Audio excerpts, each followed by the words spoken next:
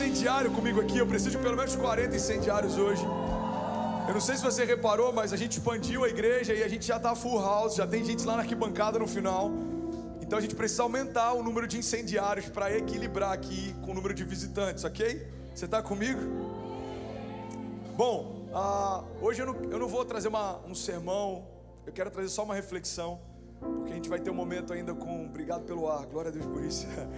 A gente vai ter um momento ainda profético com a Bethel, mas a gente teve nessa semana uma perda que foi notícia em todos os jornais. E se você ainda não sabe, essa semana aconteceu um acidente e uma artista super famosa no Brasil. E mais do que isso, ela tem um carisma, até com pessoas que não curtiam necessariamente o seu estilo musical, que é o meu caso, mas o carisma dela é algo que é inquestionável. E pela manhã eu lembro de ter visto a notícia: caiu o avião da Marília Mendonça, mas ela e todos os passageiros estão bem. E eu acho que 20 minutos depois aparece a nota de falecimento. E a única frase que para mim ficou muito claro o tempo inteiro, eu pensei nisso, é que a vida é um sopro. Talvez você tenha pensado nisso nessa semana.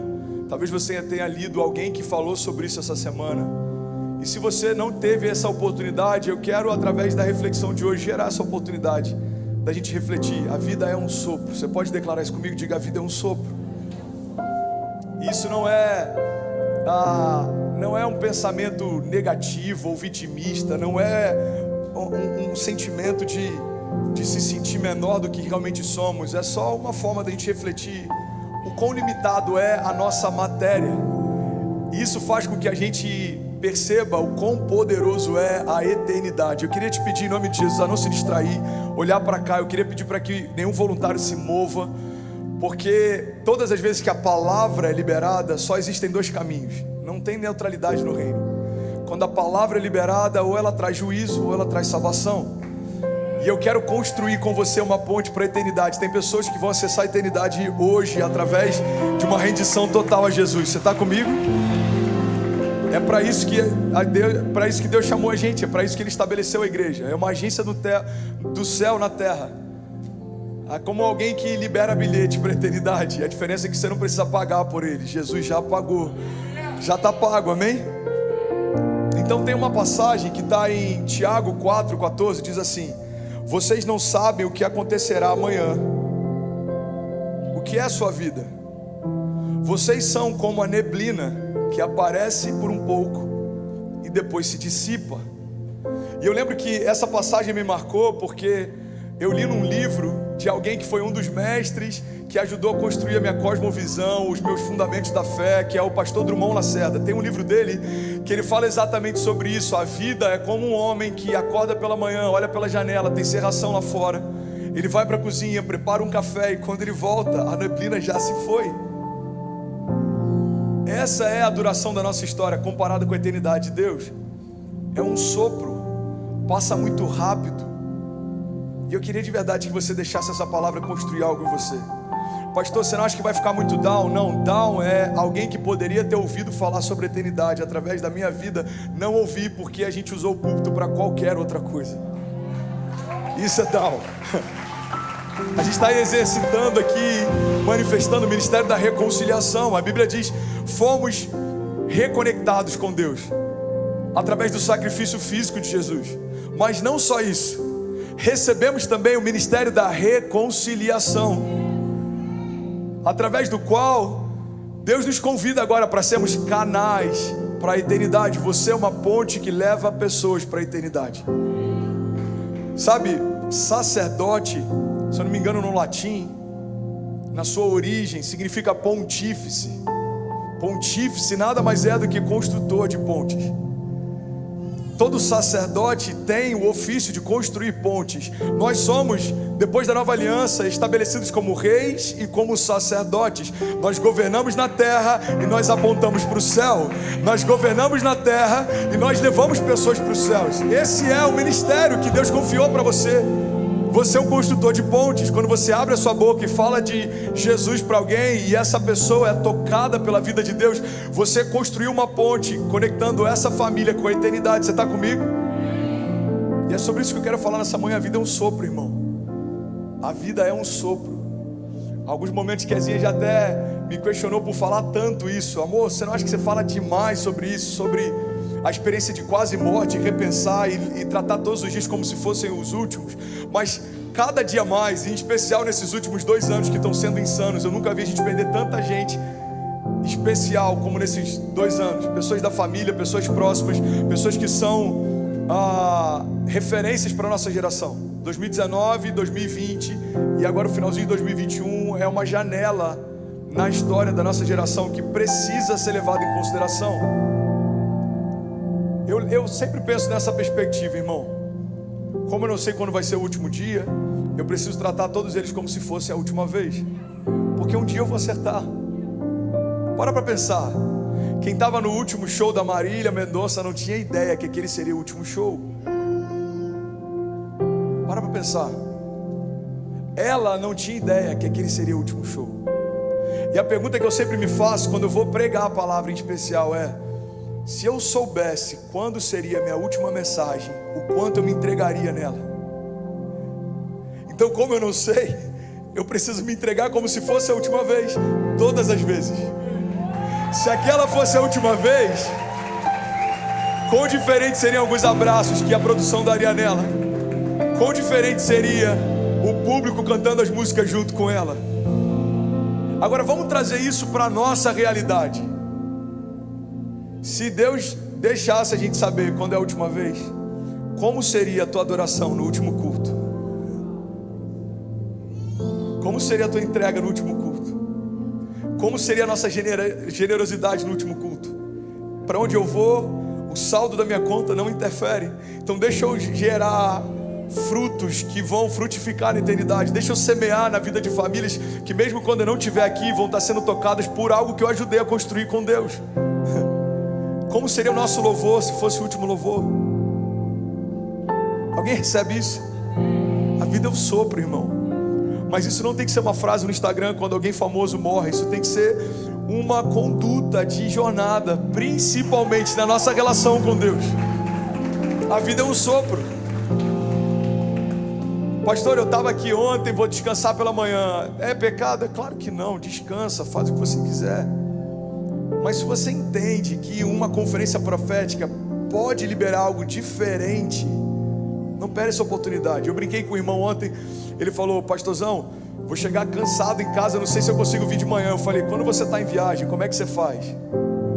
Você acorda cedo, toma café e você quer aproveitar, porque você só tem mais 2 dias de viagem.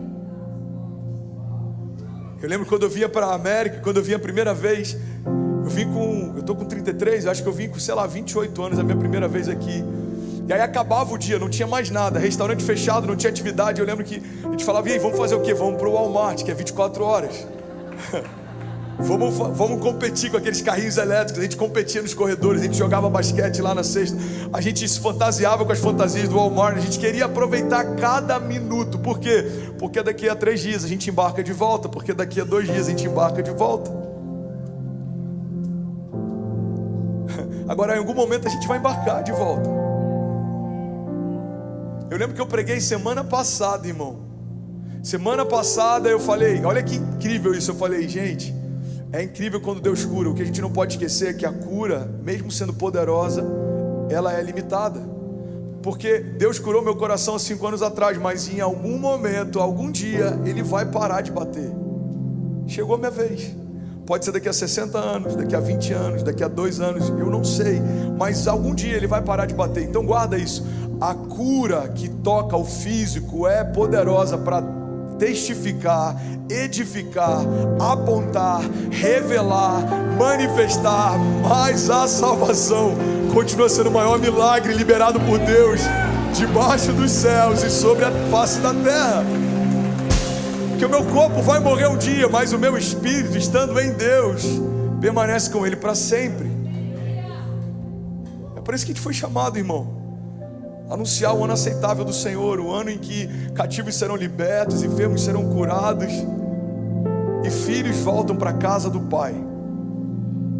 Às vezes a gente tem um pensamento equivocado sobre a eternidade, e tem muita gente que acha que a eternidade começa quando a gente morre. Mas eu queria compartilhar isso com você. Você está comigo? Alguém está recebendo algo de Deus? A eternidade não começa quando você morre. A eternidade já está acontecendo. Olha para mim. A eternidade já está acontecendo. O timer já foi ativado. O que vai diferenciar quando a gente morrer é para onde a gente vai. Deus está dizendo, você pode escolher o que você quiser, você pode fazer o que você quiser, mas ainda assim Ele fala, mas escolha a vida. Você pode escolher o caminho que você quiser, mas me escolha. Já me perguntaram, pastor, se Deus é tão poderoso, por que Ele não destruiu o inferno no princípio? Irmão, porque a relação com Deus tem que ser uma escolha, não é falta de opção, é uma opção. Qual seria a graça de escolher a Ele se não tivesse nenhuma outra opção? Para mim, fundamentalmente, não tem sentido. Eu estava até falando com o Steph esses dias, com algumas pessoas do Steph. Por exemplo, descontar o dízimo em folha, para mim não faz sentido. Porque qual é o poder de um princípio que eu cumpro se eu não tive nenhuma oportunidade de quebrá-lo? Não tem como eu não dizimar, porque é descontado em folha. Então como que esse princípio tem força se não havia uma oportunidade de não cumpri-lo? O princípio tem força quando eu poderia escolher qualquer outra coisa, mas eu escolho o princípio. A minha relação com Jesus tem força quando eu poderia ter me relacionado com qualquer outra coisa, mas eu escolho Jesus. A minha jornada com Deus tem força quando eu poderia ter escolhido escrever qualquer outra história, mas eu escolhi a história que Ele escreveu para mim. Foi uma escolha. Agora não vivo mais eu, mas Cristo vive em mim. Você está comigo? Faz sentido. É por isso que a fidelidade é tão poderosa. Você poderia ter escolhido qualquer outra pessoa, mas você escolheu mais um dia a pessoa que Deus deu para você. E no dia seguinte, de novo, no dia seguinte, de novo. É um princípio. Eu lembro que eu compartilhei um pensamento do Francis Chan, se eu não me engano, alguns meses atrás, e ele fala que é louco como que a maior parte das perguntas que nós pastores recebemos hoje sobre o céu são pessoas com medo de ir para o inferno. Então perguntam, como eu faço para não ir para o inferno? O que eu preciso fazer para conseguir ir para o céu? Quais são os limites que eu posso tramitar sem perder a salvação? Ou, enfim, eu não vou entrar nessa questão de doutrinário se perde ou não. O ponto é que a crise da nossa geração é que a maior parte das pessoas tem buscado o céu só como um livramento para não ir para o inferno. Mas o céu não deve ser um lugar desejado porque a gente não foi para um lugar pior. O céu só tem graça porque Deus está lá. Porque qualquer lugar sem Deus se torna um inferno. Qualquer lugar com Ele se torna céu. Você está comigo? Jesus resistiu no meio do deserto. Era calor, ele estava com fome, estava sendo tentado não por um principado ou potestade, pelo próprio Satanás. Mas ele resiste no deserto. Adão se perde no paraíso. Os lugares se tornam especiais por quem está lá, irmão. O céu é um lugar que eu desejo estar, porque o meu Pai está lá. Você está comigo? Diga amém. A vida é um sopro, irmão. Romanos 5,17, é por isso que eu queria ficar só na reflexão, que se deixar eu vou direto. Eu tenho mais 4 minutos, alguém está recebendo algo de Deus? Romanos diz assim: se pela transgressão de um só a morte reinou por meio dele, muito mais aqueles que recebem de Deus a imensa provisão da graça e a dádiva da justiça reinarão em vida. Alguém pode dizer glória a Deus por isso? Reinarão em vida por meio de um único homem, Jesus. Irmão, esse é o desafio. Olha para cá. Enquanto você está aqui, o teu desígnio é reinar em vida. O que a gente não pode esquecer é que a nossa história não se resume a isso daqui.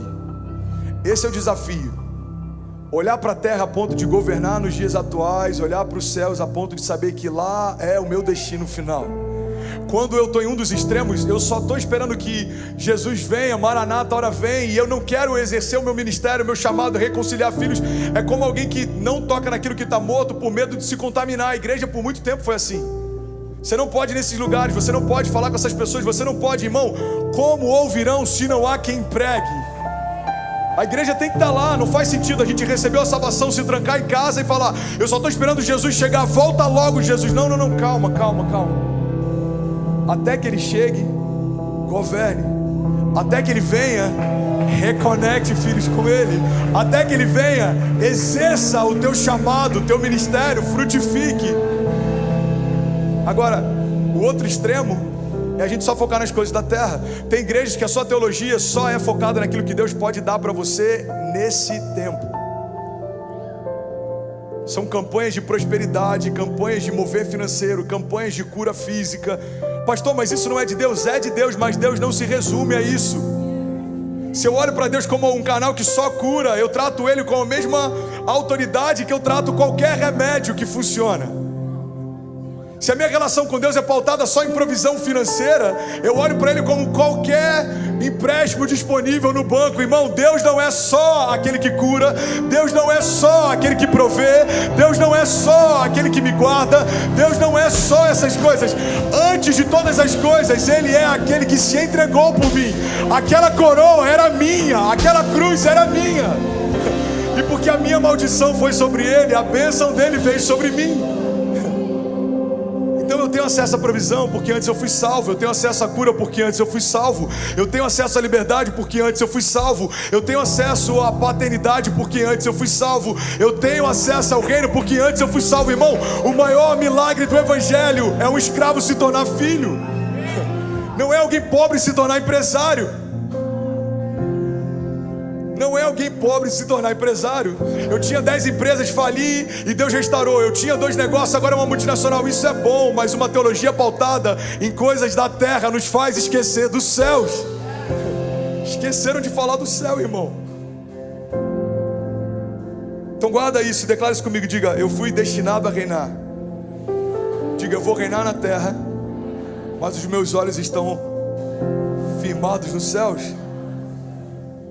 Intercessores, eu já falei sobre isso aqui. O que é um intercessor? Intercessão significa entre sessões. Todos somos intercessores. Governamos na terra, apontamos para os céus. É de lá que vem o meu socorro. Elevo meus olhos aos montes, de onde vem o meu socorro? O meu socorro vem do Senhor, que fez os céus e a terra, e me chamou para governar com Ele nos céus e na terra.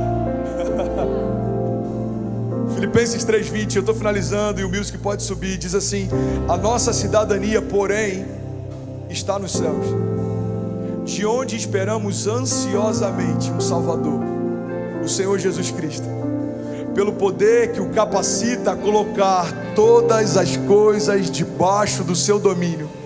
Ele transformará os nossos corpos humilhados para serem semelhantes ao seu corpo glorioso. Essa é a hora que alguém glorifica, essa é a hora que a gente celebra. Eclesiastes 3:11 diz: porque Deus pôs no coração do homem um anseio pela eternidade. Olha para mim, abaixa só um pouquinho o volume aqui da guitarra. Olha para mim, olha para mim. Você sabe por que a gente está tão ansioso? Porque Deus colocou em nós um anseio pela eternidade. Só que a gente está tentando preencher esse anseio com coisas que são temporárias e não preenche.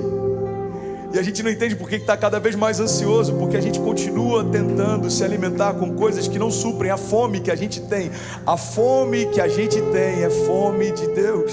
A fome que a criação tem é fome pela eternidade. Deus colocou em você. Então guarda isso, irmão. Eu não consigo preencher o vazio da eternidade com nenhuma outra coisa senão a presença do Deus eterno. Nada na terra é capaz de preencher o vazio que habita em você. Eu sei que você já ouviu isso tantas vezes, e alguns de nós ouvimos tantas vezes, que a gente considera quase como um jargão evangélico, e a gente nem entende mais o poder que essa declaração carrega. Existe um vazio no coração do homem do tamanho de Deus. Só Deus pode preencher. Você está comigo? Tem uma frase do C.S. Lewis que ele diz: eu descobri em mim mesmo desejos os quais nada nessa terra pode satisfazer. A única explicação lógica é que eu fui feito para um outro mundo. Cara, isso é muito poderoso. Vocês conseguem me enxergar ainda com tanta fumaça? Vocês estão aqui? O pessoal da fumaça está bem empolgado nas últimas semanas. Está parecendo com aquele show do Gustavo Lima que virou meme. Eu tô achando que é o mesmo voluntário que estava lá. Foi dispensado, veio para cá. Vigia, hein, Léo? Só se vive uma vez, hein, meu filho? A vida é um sopro, mas não precisa também ter tanta fumaça. Eu descobri desejos que nada nessa terra é capaz de suprir. Só tem uma explicação lógica. Eu não fui feito para esse mundo. 1 Coríntios 15, 19 diz: se é somente para essa vida que temos esperança em Cristo, dentre todos os homens, nós somos os mais dignos de compaixão. Hoje está demais. João 11, 21 diz: e disse-lhe Jesus: eu sou a ressurreição e a vida, e aquele que crê em mim, ainda que morra, viverá, e quem vive e crê em mim não morrerá eternamente. Você pode celebrar isso, igreja. Essa é a confiança que nós temos. Se tem alguma coisa que é temporária, é a morte. A morte é temporária para aqueles que estão em Cristo Jesus, porque ainda que morra, viverá. Você pode ficar de pé no teu lugar? Eu quero ministrar com você, eu quero liberar algo sobre você. Deixa eu te fazer imaginar algo. Olha para cá. Imagina que eu deixasse uma torneira aberta aqui durante o culto, com água potável fluindo. Imagina isso. Ia ter gente desesperada aqui. Com 10 minutos de culto você já está desesperado. Você está falando: alguém desliga essa torneira, alguém fecha essa torneira, pelo amor de Deus, tem água indo embora. Alguém fica nervoso quando vê desperdício? Quando vê alguém lavando calçada com água limpa? A gente vê muito isso no Brasil, né? Eu vi um meme há um tempo atrás de uma mulher debaixo da chuva, com guarda-chuva, regando a grama. Tem gente que não está satisfeita em desperdiçar, ela quer desperdiçar com força. Então imagina, uma torneira aberta com água fluindo. Nos primeiros 10 minutos você está incomodado, nos primeiros 20 minutos você está revoltado, depois de meia hora você não está entendendo por que tanto desperdício. Eu queria que você entendesse que é assim que os céus olham para a gente, enquanto a gente ainda não entendeu o motivo pelo qual foi gerado. Enquanto a gente não entrega a nossa vida para Jesus, é um desperdício que a gente está fazendo. Tem vida se esvaindo, quando na verdade o que Deus tem para nós, irmão, é superior a tudo que você já experimentou até aqui. E é isso que eu vim ministrar nessa manhã. Se a vida é um sopro, eu não quero perder mais nenhum fôlego para me render para Ele completamente. Se a vida é um sopro, eu não quero perder mais nenhum culto, eu não quero perder mais nenhuma oportunidade de adorá-lo. E deixa eu fazer um convite para você, deixa eu alinhar o coração. Se tem alguém que está aqui, talvez o teu coração se fechou para algo que eu falei, algo que você não concorda com a administração ou com o louvor, algo que você não concorda com voluntários, deixa eu te fazer um convite. Saia e plante raízes no lugar onde teu coração está sendo alimentado, porque a vida passa rápido demais para a gente perder tempo tolerando o que deveria ser celebrado. Você está comigo? Guarda isso, eu estou ministrando. Nenhum pastor que não tem um coração saudável falaria o que eu estou te falando, irmão. Se você entende que existe algo de Deus, que Deus trouxe você para esse lugar, que Deus quer plantar você nesse lugar, então firme estacas, estabeleça raízes. Mas se não é esse lugar, se não conectou, se os teus filhos não estão sendo bem alimentados, se o teu coração não está sendo preenchido, irmão, a vida é um sopro, não perca tempo. Eu quero declarar isso sobre você. Você nunca mais vai ficar onde você é tolerado. Deus não te chamou para ser tolerado, Deus te chamou para ser celebrado. Você não vai administrar problemas. Problemas não são para ser administrados, problemas são para ser resolvidos. Você não vai olhar mais para o Evangelho como uma anestesia para a sua dor. O Evangelho não é para anestesiar a sua dor. O Evangelho é cura sobre toda a dor. Não é feridas que não doem mais, são feridas que não estão mais abertas. Foi para a liberdade que Cristo te libertou, irmão. E nenhuma coisa abaixo da liberdade pode ser tolerada. Você pode levantar suas mãos em nome de Jesus?